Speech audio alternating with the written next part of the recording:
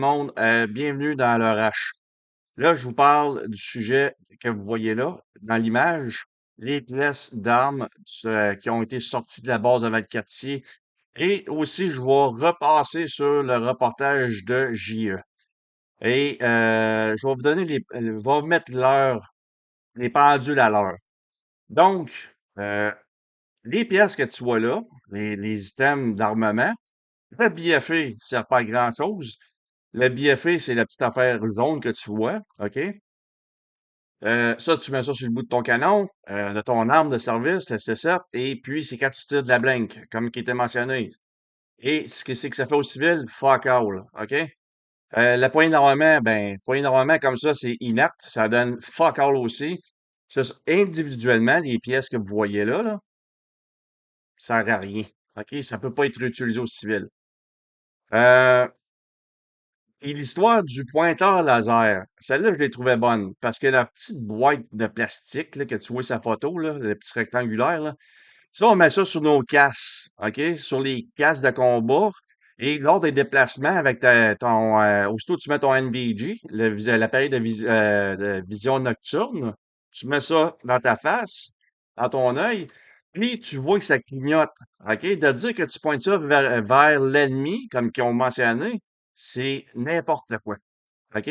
Ça, tu mets ça sur ton casque en arrière, on mettait ça avec des tie wraps, that's it, that's all, tu mets ton code dessus, tu mets une batterie, et ça n'a aucun rapport de dire que ça pointe vers l'ennemi. Au contraire, c'est pour indiquer ton personnel où ce qui est, à la noirceur, ben, tu es capable de voir, de distinguer, OK, les gars sont là, OK, la patrouille est là, etc., le déplacement. OK? Donc, c'est pas un esti pointeur laser. Ça, c'est first. Un chargeur à 30 balles. Il faut arrêter de capoter avec ça. Euh, puis je vais vous expliquer un peu. Je vais vous expliquer après comment est-ce que ça fonctionne, les histoires de signage d'armes, puis de pièces, puis etc. Un char à 30 balles, il n'y a pas de pin, OK? Puis c'est un 30 balles, c'est normal, c'est opérationnel. C'est côté militaire, c'est côté opérationnel, tactique, etc. Ça fait partie des outils de travail du soldat en question, OK? Des soldats. Donc, il y a ça. Le garde-main. Le garde-main, ça va avec la C7. OK, ça va sur une C7. Euh, c'est n'importe quoi. Après ça, tu as le télescope, le viseur télescopique. OK, tu as le scope qui est là, le viseur, que lui, il y a un numéro de série en plus sur ça. OK? Le restant des morceaux de pièces que tu as là, les autres, il n'y en a pas de numéro de série. C'est des pièces qui sont rattachées à l'arme de service, la C7. Donc, le viseur, OK, la mire que tu as là, OK, que tu vois ici, là, ben, ça va sur l'arme, OK? S'il n'est pas sur l'arme, c'est qu'il est en réparation ou ça marche plus ou qu'il faut qu'il soit calibré, etc., ou c'est dans la voûte. T'as la mire sèche, que ça, tu peux retrouver ça sur Amazon. Fait que, mais ce que je trouve le plus ordinaire dans tout ça, OK, c'est la confiance. C'est qu'il y a du monde qui font pas leur job, OK? Il y en a qui font pas leur travail. Puis comme que je vais mentionner là, avec mon expérience, mes connaissances, c'est quand tu te présentes au QM, quartier maître, OK? Ton arme est dans une voûte, c'est sécurisé, c'est relié aux policiers militaires. Si la voûte est ouverte, faut que tu appelles avant de l'ouvrir, OK? Et tu as un registre de sortie et d'entrée de tes armes. Tu as une baïonnette qui vient avec ça. C'est l'attirail de combat d'un soldat, OK? Et là, je vais parler au niveau de l'infanterie. La baïonnette, les chargeurs. Les chargeurs, c'est tout le temps, c'est les 5 chargeurs, OK? Ça fait partie du dress de combat. Tu signes ton arme, tu signes tout ça, puis les pièces que vous voyez là, ils sont toutes là-dessus. Ici, je sais pas, il faut pas que je me trompe, par là, OK? Ça ici, là, voyez-vous l'image? La C7, c'est ça ici, OK? Ça, c'est tout l'ensemble. Tous les morceaux que vous voyez là, ça va tout là, là. C'est un ensemble de l'œuvre, OK? Donc, euh, Est-ce que c'est dangereux individuellement pour le civil? Fuck it, c'est pas vrai. OK? C'est les items comme ça, dans le vide, là, c'est aucunement dangereux. Il n'y a pas de danger là pour le civil. OK? Puis j'enlève le côté sensationnalisme des médias, OK, pour dire hey, c'est dangereux. Wait out, là. Ça, c'est fait pour fitter sur une C7 ici militaire. C'est fait pour ça. OK? Donc, puis le BFA, en passant, c'est pour de la blink. Je sais pas, je l'ai mentionné, mais je vous le redis. Ça sert à juste quand tu tires de la blink, ben, ça permet au parti à glissade de reculer puis de recharger à nouveau. Et ça l'enrage souvent. Puis, aussi simple que ça. Est-ce qu'il y en perd des morceaux dans le champ lors des opérations? Ben non, un exercice? Oui, oui, ça arrive. Ça arrive souvent. Mais la poignée, normalement, c'est plutôt rare. Ça peut arriver, mais, je le dis, un gros mais, c'est que tu es responsable de ton équipement. OK? Tu signes sur le papier. Quand tu signes pour sortir ton équipement, tu as un 638, tu as un 5 là, OK? Ça veut dire que ta baïonnette, tes chargeurs, tout ça, tu signes pour dire que tu as reçu, tu as sorti ça dans tes mains. Par la suite, un coup que tu as fini ton chantier, tu te diriges au chantier. On va prendre cet exemple-là. Tu arrives là, tu as des briefings de sécurité, etc., puis blablabla, tu fais ton tir, c'est fini. Ou bien tu as un exercice, OK, pack, fini. Pas de trouble avec ça, jusqu'à là. Après ça, tu as une déclaration officielle à faire. Déclaration d'amour après chaque champ de tir. Ce qui veut dire que c'est quasiment, tu jures ou tu dis que t'as rien en ta possession. Et si jamais tu es trouvé en possession de la munition ou de fumigène ou de grenades explosifs, ben, tu es passible d'emprisonnement directement à Edmonton. Puis, il y a des procédures administratives qui sont prises contre le soldat, le militaire en question. Euh, donc, après chantier, tu as une déclaration formelle qui est faite par l'adjoint de peloton, OK, puis etc. Puis il passe devant chaque individu, chaque soldat. Donc, euh, ça, c'est fait. OK? C'est comme ça se passe. Si jamais tu perds un morceau, le scope, OK, tu te rends compte que, oh fuck, j'ai perdu mon scope lors d'une attaque d'infanterie, une attaque de section, de peloton. T'organises pour le retrouver, puis il faut que tu le mentionnes tout de suite. J'ai perdu le scope, il a tombé. OK? Il n'y a pas de nonchalance là-dedans. Si tu fais, oh, oh, j'ai perdu ça, puis là, tu le mentionnes, j'ai perdu ça, t'étais dans quel coin à peu près? J'étais là. Ils l'ont pas dit, ça, OK, dans le reportage. Mais si tu perds un morceau d'équipement d'armes, tu vas avoir une battue qui va être faite, OK? Parce qu'après ça, tu as les procédures de perte à faire, rapport de MP, OK? Si c'est un morceau d'arme sérialisé, ça prend un rapport d'MP, OK? Le BFA, il n'y a pas le numéro dessus. La poignée d'armement, il n'y en a pas non plus. La mire sèche non plus. Le garde-main non plus, OK? Chargeur, il y a des indications par rapport au modèle qui est fait. Le scope, il y en a un. Le capteur, là, la chose infrarouge, là, ils disent que c'est pour pointer vers l'ennemi, là, c'est du n'importe quoi, là. Ça, tu mets ça sur ton casque, puis ça, faut que ça rentre au quartier mètre. Donc, on retourne au quartier mètre, tu retournes tes effets. C'est de là que ça commence, OK?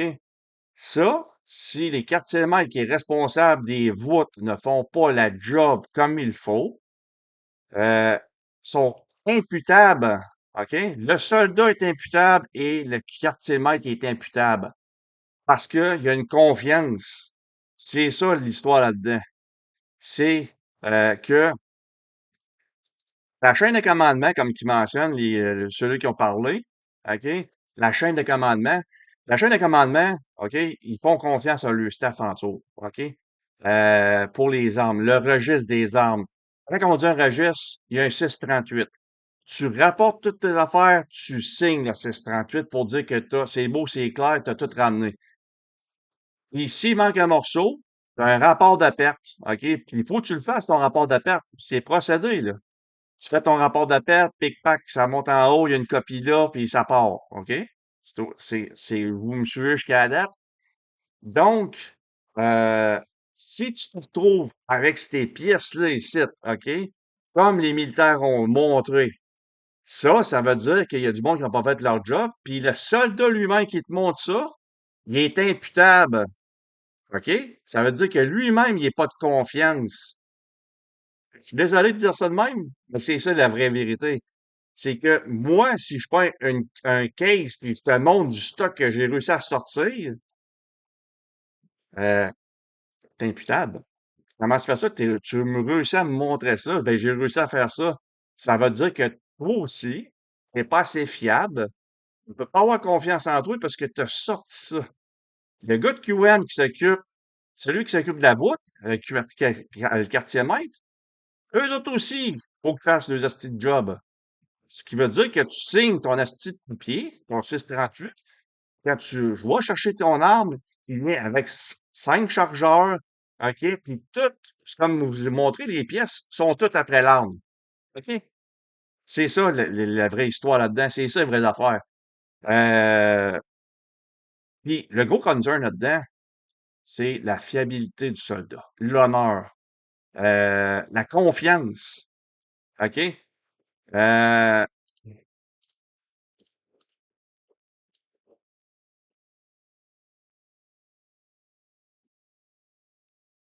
donc, c'est la confiance envers ses membres. OK? Et la commandante de la base de Valcartier, ce qu'elle a mentionné, c'est absolument vrai. Si tu regardes les images des pièces d'armes, pas trop inquiété. Je regarde ça, puis de foutre la panique, de dire au monde que ça peut être dangereux pour les profs d'histoire. Excuse, là.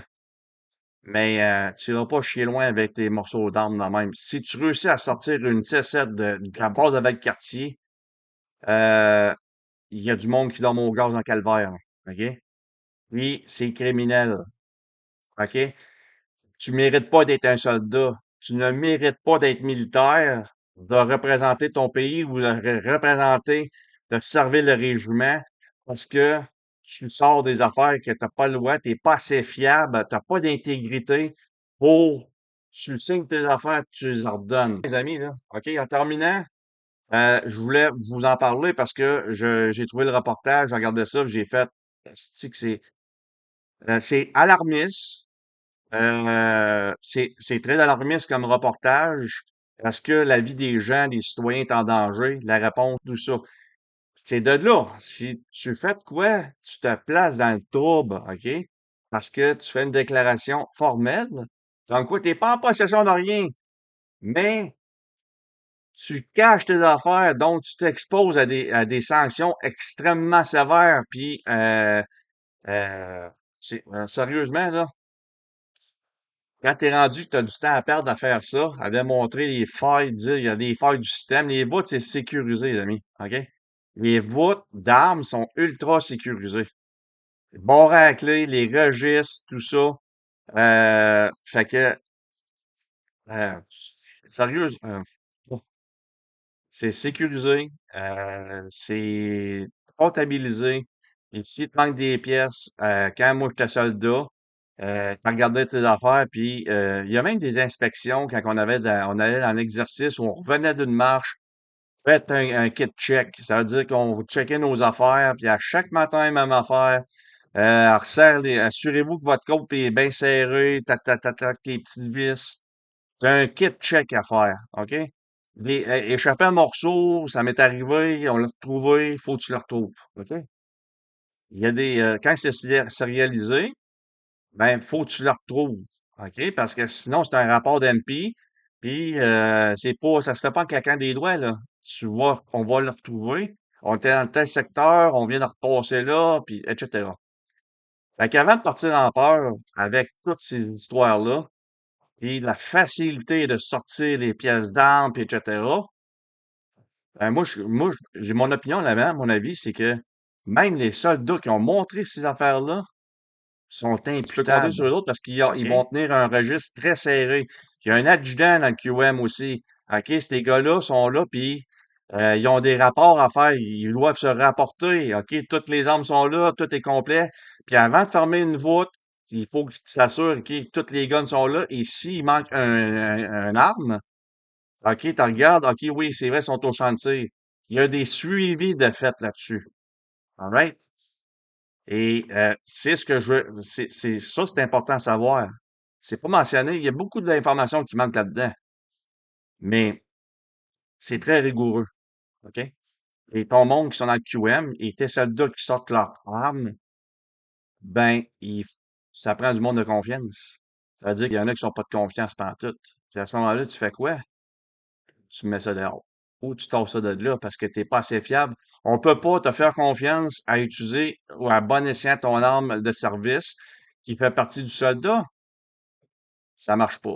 Ça marche pas. Voilà. Je voulais Fait que, vous hey, éclairer un peu plus, vous donner un peu plus d'informations et mettre les pendules à l'heure sur tout ce reportage-là, qu'est-ce qui se passe et enlever le côté un peu alarmiste du reportage et de qu'est-ce qui se passe.